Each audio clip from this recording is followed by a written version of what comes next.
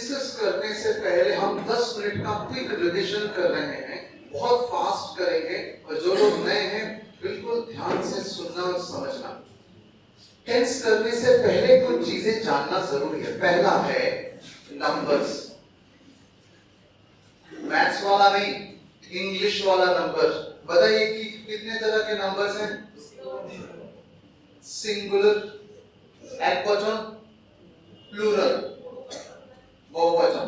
हमको ये पता है कि बहुवचन जब होता है, जब प्लूरल होता है तो नाउन में एस लगता है। चेयर का प्लूरल क्या? चेयर। स्टूडेंट का स्टूडेंट्स, एक्सेट्रा। कुछ नाउन है जिनका प्लूरल नहीं होता, वो कहानी बाद में आएंगे उस पर, अभी रिवाइज कर रहे हैं। उसके बाद है पर्सन। हमने उस दिन देखा, ये हमारा कॉन्सेप्ट 1, ये हमारा कॉन्सेप्ट 2, पर्सन। बताइए 3 टाइप के पर्सन्स हैं। फर्स्ट पर्सन,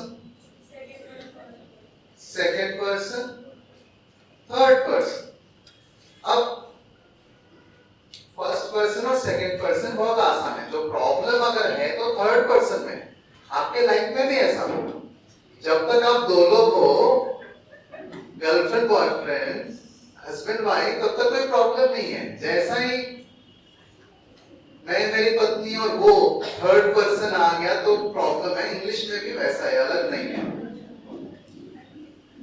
अच्छा, मैं जोक्स कर रहा हूं, फिर भी कुछ लोग सीरियस सीरियस मुंह करके बैठे। आप टैलेंट है आप में।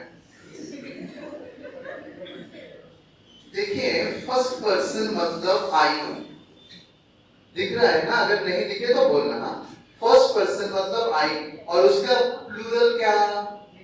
वी। सेकेंड पर्सन मतलब यू, और उसका प्लूरल क्या?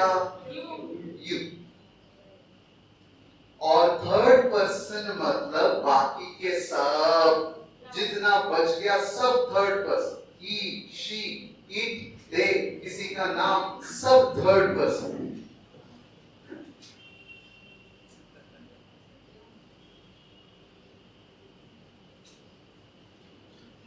या नेम, ये सब है थर्ड पर्सन।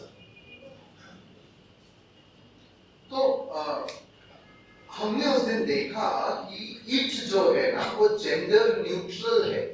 मतलब न्यूबॉर्न बेबी जो है उसके लिए हम इट यूज करते हैं। ये कभी कभी एग्जाम में आ जाता है। यहाँ पे वो जेंडर लगा देंगे, ही या शी कर देंगे, नहीं चलेगा। न्यूबॉर्न बेबी है इट। उसके बाद हमने देखा फॉर्म्स ऑफ द वर्ब।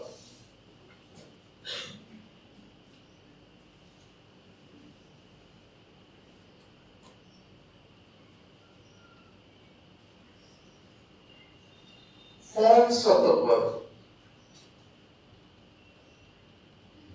कितने हैं? बोलिए ना। 3 फॉर्म्स, वैसे 5 है, लेकिन हम कॉम्पिटिटिव एग्जाम में क्या, जैसे मैंने कहा, जो बुक में लिखा है वो कॉम्प्लिकेट करते हैं। हमारा काम क्या? सिंपल बनाना। हम सिंपल वे में समझे। जब जरूरत ही नहीं है तो उसको क्यों पढ़ें? नहीं जरूरत, नहीं पढ़ेंगे। इन्फिनिटिव, अच्छा मैं पूरा लिखता हूं, कुछ लोग इन्फिनिटिव, इन्फिनिटिव, फिर पास्ट और पास्ट पार्टिसिपल। मैं ये वाला भी मिटा रहा हूं इधर से, ओके? पर्सन। तो इन्फिनिटिव, पास्ट और पास्ट पार्टिसिपल।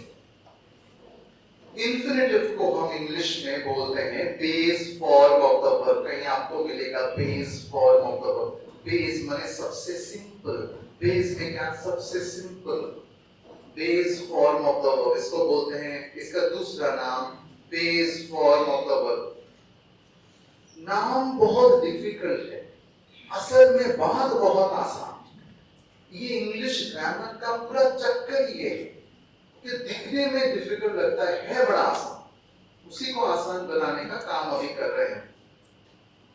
देखिए, इन्फिनिटिव मतलब सबसे सिंपल फॉर्म। आप अपने लैंग्वेज में लिख सकते हैं simplest form of the verb. Simplest, सबसे सिंपल फॉर्म वर्ब का ये है। मतलब क्या, जो वर्ड है ना वो वर्ड एज इट इज यहां यूज हो जाएगा। हम सिंग वर्ब लिया था ना, हम आज भी वही वर्ब लेंगे सिंग। उसका कारण है सिंग इज किंग, एक कारण, दूसरा कारण जो आपको दिया था होमवर्क में। कुछ लोगों को पता चल रहा है क्या बोल रहा हूं, कुछ लोग डर रहे, अरे बाप रे पढ़ा तो नहीं, अगर पूछ लिया आज तो क्या होगा। Simplest form of the verb, अगर हमने सिंग वर्ब लिया तो यहां सिर्फ सिंग लिखेंगे। मतलब यह है कि सिंग्स भी नहीं होगा, उसका पास्ट टेंस सैंग भी नहीं होगा, सिंगिंग भी नहीं होगा। आप समझ रहे हो ना, कुछ नहीं होगा। वो वर्ड एज इट इज जब रहता है, यूज होता है, उसको बोलते हैं इंफिनिटिव, यानी base form of the verb, यानी simplest form of the verb. किसी किसी बुक में आपको मिलेगा। अच्छा देखते हो थोड़ा बहुत हम, प्रॉब्लम है ना कि people can see from there ना। किसी किसी बुक में आपको मिलेगा, यहां उसके आगे टू लगा देते हैं, ये ऑप्शनल है। टू के बाद जो हमारा वर्ब है वो सिंपलेस्ट फॉर्म में आ जाता है, लेकिन हर बार टू लिखना जरूरी नहीं है ऐसा। आप ये भी समझ के रखो कि टू के बाद ये सिंपलेस्ट फॉर्म में आ जाता है। इसका एक रूल भी है, उसमें आएंगे बाद में। अच्छा मैं अभी बता देता हूं, क्योंकि आज पता नहीं कितना कर पाएंगे। देखो एक सेंटेंस करेक्शन का एक रूल अभी सीख रहे हैं। देखो जैसे जैसे खुलता जा रहा है अपना, हम सीखते जा रहे हैं। एक रूल, टू के बाद वर्ब में कभी आईएनजी नहीं लगता। समझ रहे हो क्या? टू के बाद वर्ब में कभी आईएनजी नहीं लगेगा, क्योंकि वो सिंपलेस्ट फॉर्म में होना चाहिए। इसी तरह के क्वेश्चंस आते हैं। ओके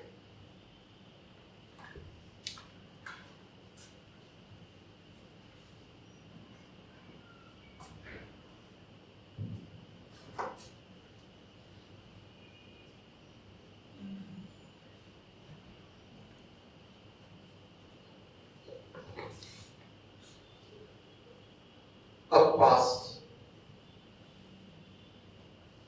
सिंग का पास्ट, हमने सिंग वर्ब लिया, सिर्फ सिंग से देखेंगे, उसका है सैंग। अब पास्ट पार्टिसिपल सम। अब हमने उस दिन डिस्कस ये किया कि ये जो वर्ब्स हैं, ये जो कैटेगरी के वर्ब्स हैं जिसका पास्ट और पास्ट पार्टिसिपल मैच नहीं करता, अलग अलग है। सैंग है, वो संग है, एक जैसा नहीं है। दूसरा एक एग्जांपल से समझते हैं इस बात को। अगर मैंने वॉक लिया, ये भी वर्ब है, बांग्ला में बोलते हैं क्रिया, जो एक्शन होता है, जहां काम होता है, वही वर्ब है, उसका नाम ही है क्रिया। तो अगर हमने वॉक लिया तो इसका इंफिनिटिव तो वॉक ही होगा, वॉक्स नहीं होगा, वॉकिंग नहीं होगा, वॉक नहीं होगा, कुछ नहीं होगा। तो पास्ट क्या होगा? Walked ED.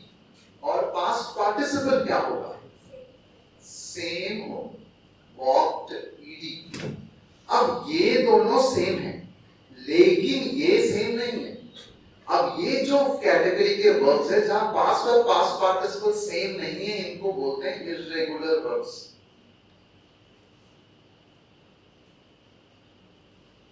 और जिनके सेम है इनको बोलते हैं रेगुलर वर्ब्स। नाम याद रखने से कुछ नहीं होगा। वो एग्जाम में ये नहीं पूछेगा कि इर्रेगुलर वर्ब्स कौन सा है, लिखो 5 इर्रेगुलर वर्ब के एग्जांपल लिखो, वो तो स्कूल में पूछते थे। यहाँ कॉम्पिटिटिव एग्जाम में ये सब नहीं, आपको देख के समझना पड़ेगा। इर्रेगुलर वर्ब्स को यूज करना आना चाहिए, इसलिए मैंने लिस्ट भेजा। उसके ऊपर ग्रुप एक्टिविटी एक मैं बैच में हमने किया, बाकी मैं नहीं किया। कोर्स 2 वालों के साथ हमने थोड़ा सा ग्रुप एक्टिविटी शुरू किया था। कोर्स 1-3 में हम नहीं कर पाए, टाइम नहीं था उस दिन, तो भी आगे करेंगे। पास्ट पार्टिसिपल, अब पास्ट पार्टिसिपल की कहानी ये है कि ये परफेक्ट टेंस के साथ यूज होता है। ये परफेक्ट टेंस के साथ यूज होता है और यहां क्या लगता है? Yes, very nice. अरे आप लोग बात क्यों नहीं करते मुझसे? हम टॉकिंग टर्म्स पे नहीं है क्या? झगड़ा हो गया क्या हमारा? बात करो।